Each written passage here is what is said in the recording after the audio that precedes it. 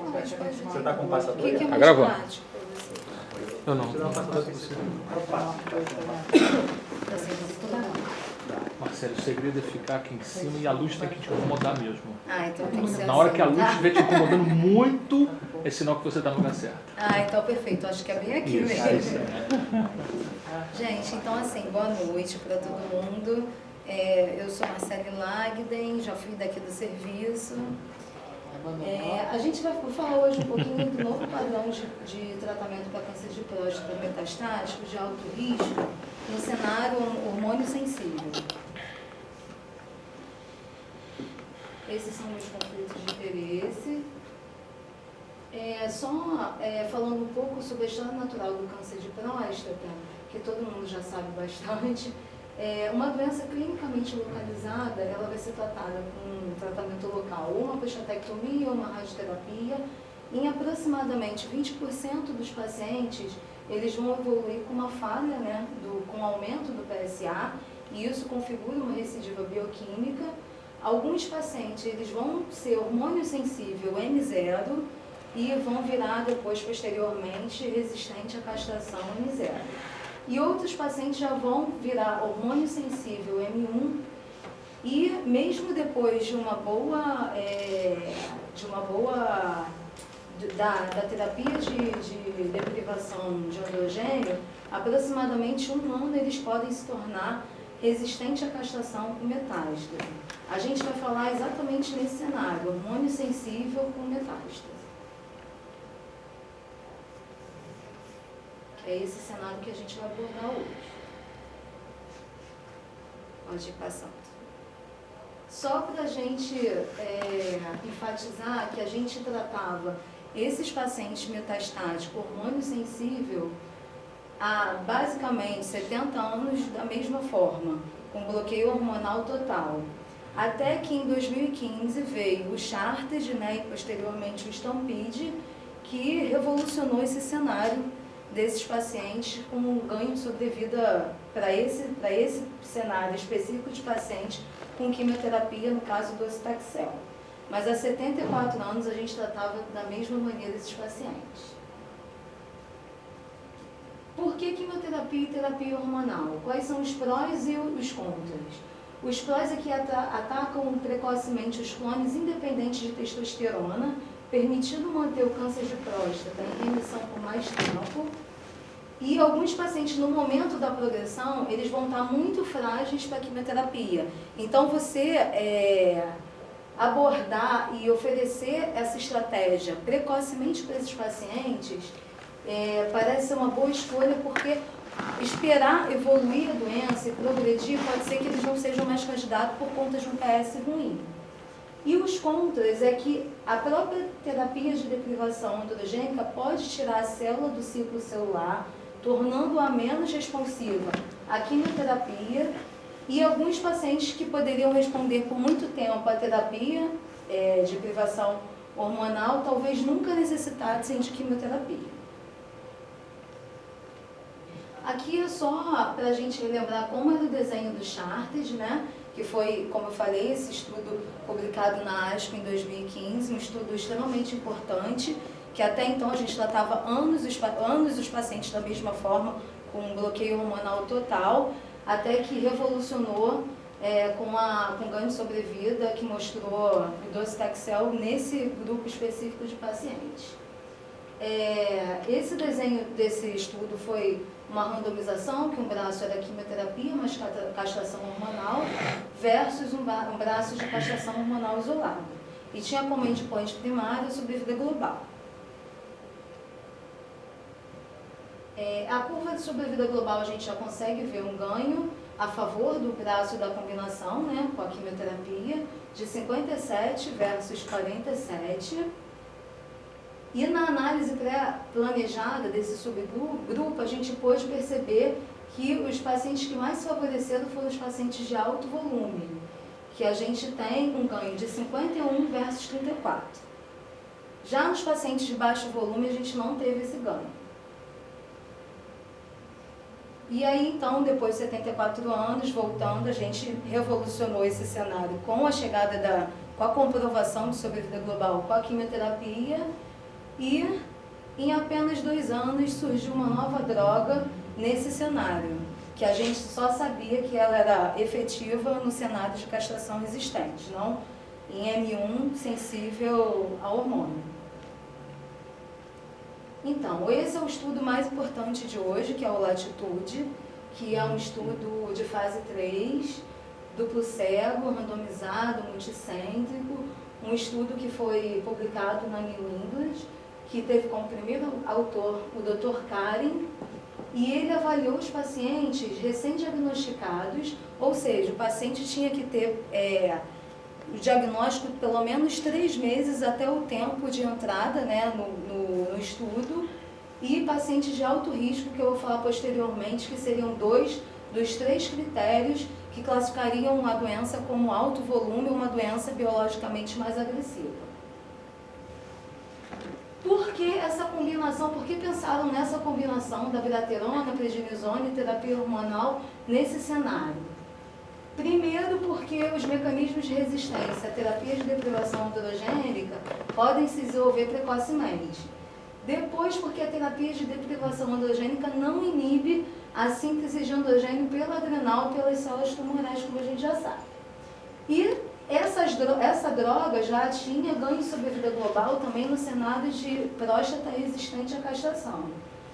E existem dados que sugerem potencial papel em inibir a biossíntese androgênica extragonadal antes do surgimento da resistência à castração.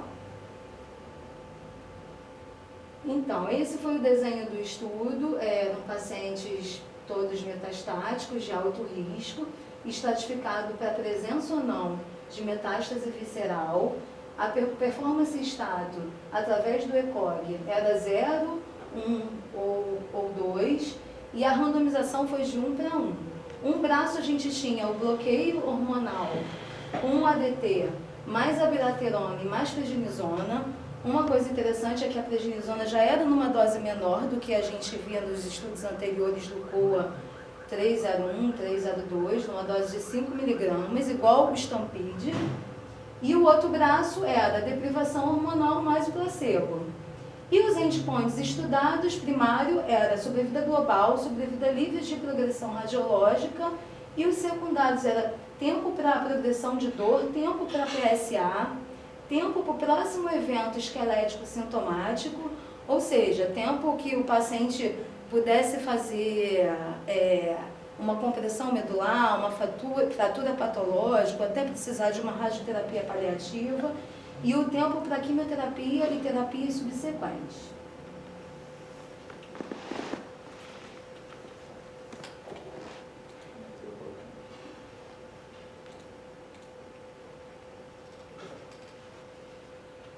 Então, como eu havia falado, precisava dos critérios de alto risco. E esses critérios de alto risco, pelo menos, tinham que ser 2 dos 3 critérios. Presença de 3 ou mais lesões na cintilografia óssea, presença de lesão visceral mensurável ou score de Gleason de 8, 9 ou 10. As características basais dos 2 braços foram bem balanceadas, numa mediana de 68 e 67 anos. A grande maioria tinha realmente um score alto, maior ou igual a 8, cerca de 98, 97%. A minoria tinha quase que praticamente 0 de dor, ou uma dor muito leve, 1. A dor de pontuação 2, 3 e 4 era a minoria. A grande maioria, 96 a 95%, tinha o Gleason alto, mais só as lesões ósseas, né, maior do que 3, né, que era o critério especificado, e 14% tinha o score de Gleason mais a doença visceral mensurável. E de tratamento prévio, a grande maioria já poderia ter feito hormonioterapia com uma mediana de tempo de uso de até 3 meses, 3 meses e meio. Então, essa curva é bastante impactante, ela mostra a sobrevida global com uma redução do risco de morte de 38%, com um P de menor de 0,001. Não é só clinicamente muito significativo, como também estatisticamente significativo. Não, a gente não conseguiu, a mediana não foi atingida no bloqueio, no braço do bloqueio duplo, né, da bilaterona e da castração, e foi de 34,7 meses no braço da castração. Já em relação à sobrevida livre de progressão radiológica, a gente teve uma redução de 53% no risco de progressão ou morte, com P também estatístico de 0,001, e com no braço da abilaterona com 33 meses versus 14,8 meses. Até uma coisa interessante, tem como a gente voltar no slide da sobrevida global? Isso. Aqui, quando a gente olha essa curva, a gente vê que desde o início, em torno de 6 a 12 meses, a gente vê que a curva ela já se abre. E essas curvas elas continuam separadas até longo tempo. Então, quer dizer que não é só um efeito curto e inicial da bilaterona, é um efeito a curto, médio e a longo prazo. Tá? Quanto aos endpoints secundários, não menos importantes, porque são eles que vão ditar a qualidade de vida dos nossos pacientes, o tempo para progressão de PSA também foi favorável no braço da combinação, o tempo de progressão de dor, de evento esquelético, de tempo para quimioterapia, para terapia subsequente, todos foram favoráveis para o braço da combinação com redução de risco considerável. Então, de PSA, redução de risco de 70%, com redução de 30% da dor, de 30% do evento esquelético, da quimioterapia de 56% e 58% para terapia, o tempo de uso para terapia subsequente. Quanto à questão das terapias subsequentes que prolongam a vida, um dado também interessante que no braço que não foi feita a bilaterona, a gente teve mais terapias subsequentes. Então, a gente não teve nem esse viés no estudo. Quanto aos efeitos colaterais, a gente já sabe que eles até foram bem próximos aos que a gente já conhecia em relação aos estudos anteriores do COA, né? De evento grau 3 e 4 foi 63 versus 48, de evento grave 28 versus 24, de evento que levou à descontinuação do tratamento 12 versus 10 e de evento que levou ao óbito 5 versus 4. Quase não teve grande diferença. Foi mais no evento mesmo grau 3 ou 4. Esses são os eventos que a gente já sabe, mas que na prática clínica a gente até tem bastante tolerância desses pacientes. Nós temos a hipertensão aí, que na grande maioria foi super manejável, sem precisar interromper o tratamento. A hipocalemia, a gente teve 2 relatos de pacientes que pararam a bilaterona por conta da hipocalemia, mas que não teve nenhum desfecho de morte, nada mais importante. Temos as alterações enzimáticas e as desordens cardiológicas, entre outros, né? Mas tudo muito próximo do que a gente já conhecia mesmo. Aqui só foi um gráfico para a gente ilustrar, qualquer evento não teve diferença, grau 3 e 4 de 63 versus 48, evento sério 28 versus 24, interrupção do tratamento de 12 versus 10 e levando à morte quase não teve diferença de 5 versus 4%. Então, só para a gente concluir, o Latitude ele teve uma melhora significativa da sobrevida global com redução de 38% no risco de morte. Teve também um prolongamento da sobrevida livre, aí de progressão com redução de 53%, e ele pode ser um novo padrão aí de tratamento para esses pacientes nesse perfil, né? Alto risco, recém-diagnosticado, hormônio sensível, M1. E eu achei interessante colocar o Latitude Pro porque é o relato dos pacientes quanto à questão do uso da bilaterona e a relação disso com a qualidade de vida. Porque a gente sempre vê o outro lado da moeda. E aí, ele foi publicado agora em janeiro, no Lancet.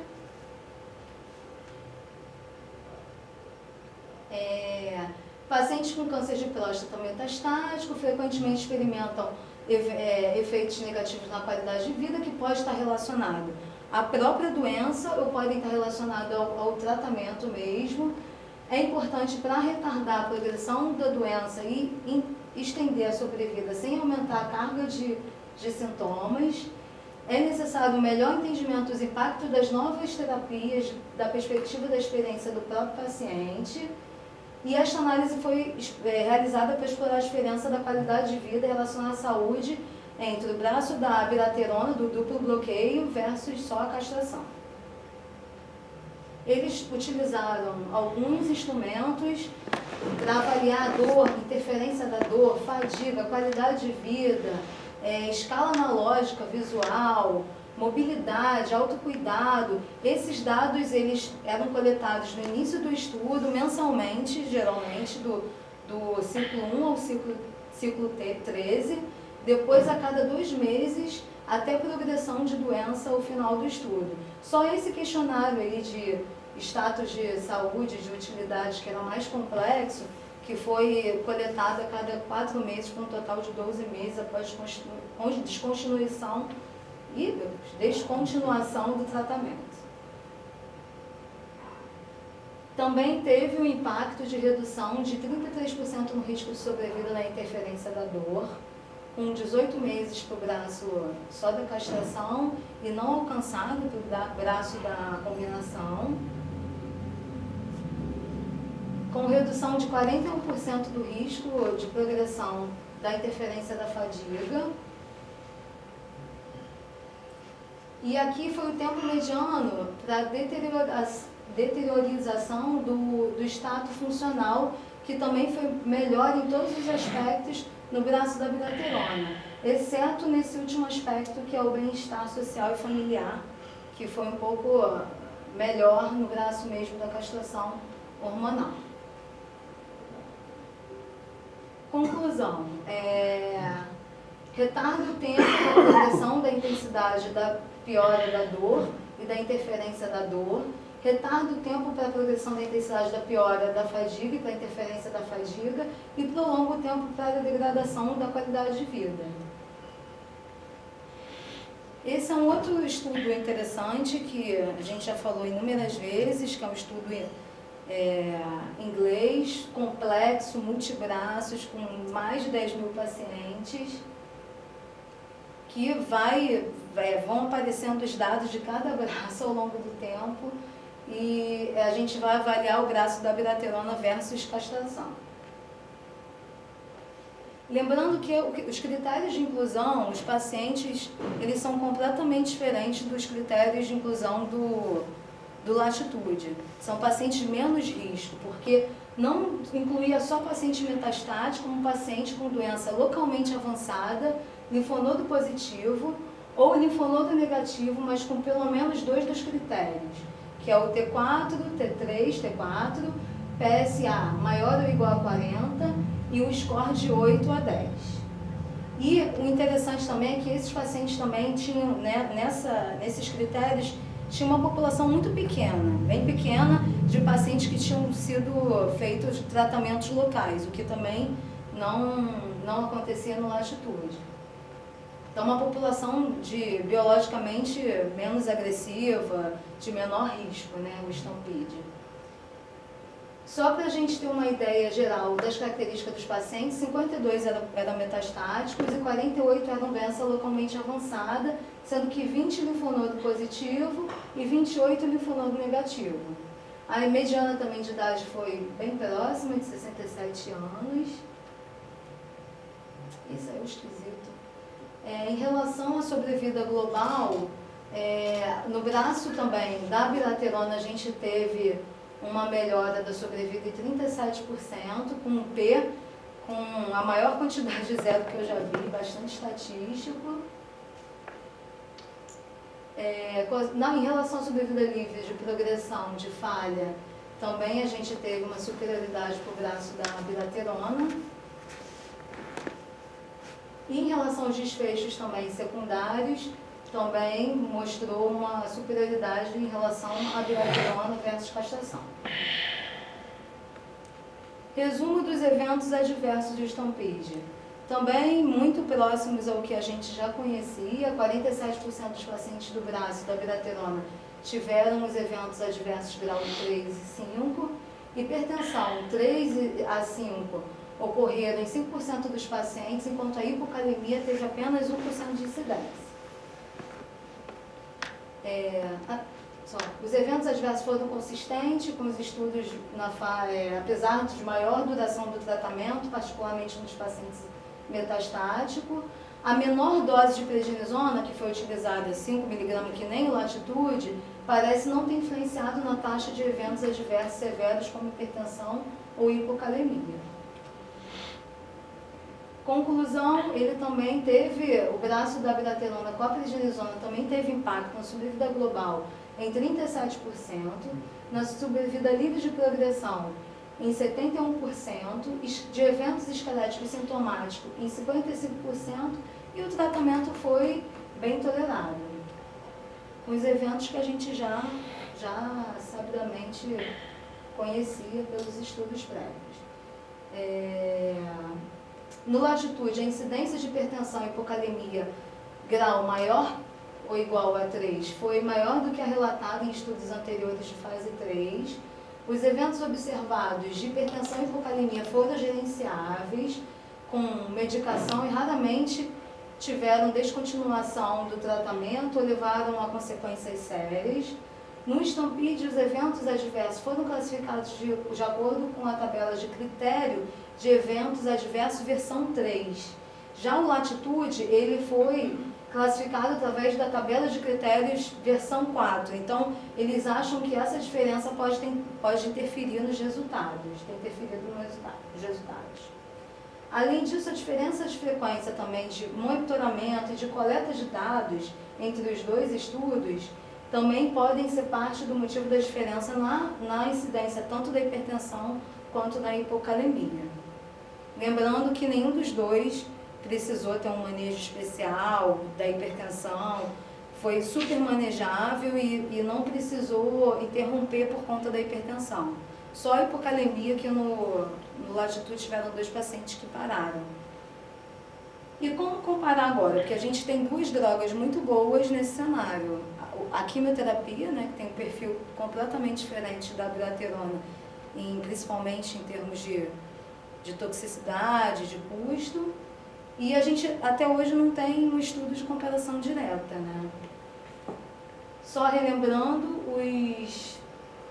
os estudos que a gente tem até agora nesse cenário. O GETUC, que foi negativo para o docetaxel, o Stampede e o Charted, que foram estudos que mudaram completamente o cenário dessa doença, e agora o Latitude e esse braço do Stampede da biraterona, trazendo essa nova droga, quer dizer, uma velha droga, mas num novo cenário, fazendo com que esses pacientes possam viver um pouco mais. As comparações, como eu falei, são indiretas, a gente não tem estudo head-to-head.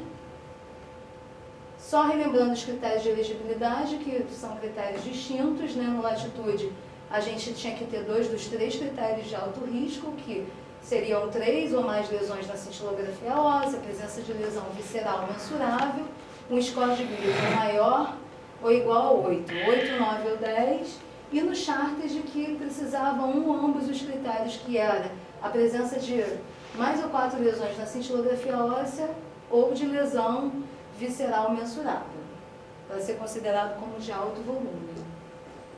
E as características também dos pacientes eram um pouco diferentes. No braço da biraterona no Latitude, a gente tinha os pacientes com score de Gleason maior em cerca de 98% dos pacientes. Gleason alto e mais das 3, igual ou maior que 3 metástases ósseas em 96%. Metástase visceral puramente, 20%. Idade mediana, cerca de 67%. Já no braço do docetaxel no Charted, o score de Gleason maior ou igual a 8 em praticamente 67% dos pacientes, alto volume 66%, metástase visceral em 14% e a idade mediana de 63 anos. Então eram populações diferentes. E aqui é uma comparação que a gente tentou fazer indireta, que foi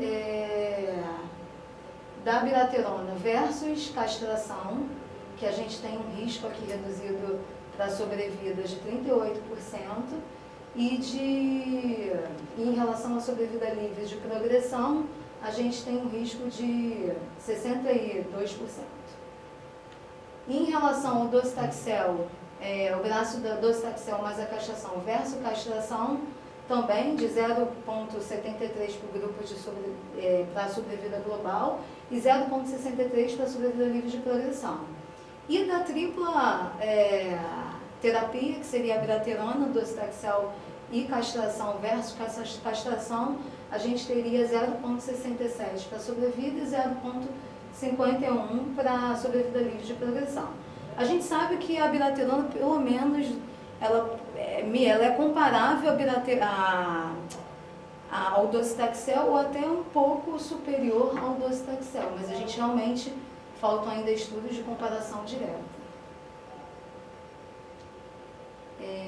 Então, assim, baseado nos dados disponíveis, a gente tem tanto o docetaxel mais castração como a abiraterona pregenisona mais castração como opções standard of care para o manejo desses pacientes de alto volume, de alto risco. A abiraterona pode ser preferida por um melhor perfil de toxicidade, e aí a gente tem que avaliar individualmente, ver a preferência do médico, avaliar a questão de acesso, avaliar o custo, porque a gente sabe que o tratamento com a quimioterapia é um tratamento infinitamente mais curto, né? Em torno de 4 meses e meio, 6 meses. Então, e a abiraterona o paciente vai continuar até a progressão. Então, isso tudo a gente tem que pesar. Prognóstico, perfil de efeitos colaterais, duração do tratamento.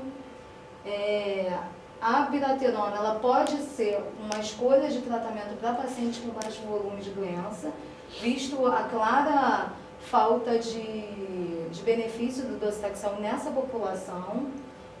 O desenvolvimento de novos biomarcadores são essenciais para selecionar os pacientes entre quimioterapia versus terapia hormonal. A gente precisaria de dados como a ARV7, apesar de que essa variação do receptor de androgênio, ela não é tão comum na doença recém-diagnosticada. Mas a gente sabe que esses pacientes que têm essa variante vai pior com a abiraterona, então no caso poderia se beneficiar mais da quimioterapia e castração. Os pacientes também com PSA baixo e pacientes com componente de carcinoma neuroendócrino, que geralmente são doenças que elas são independentes dos receptores também de androgênio. Então poderia ser um perfil de paciente que se beneficiariam melhor da quimioterapia do que da abiraterona. E a gente aguarda os estudos com abiraterona, castração e docetaxel.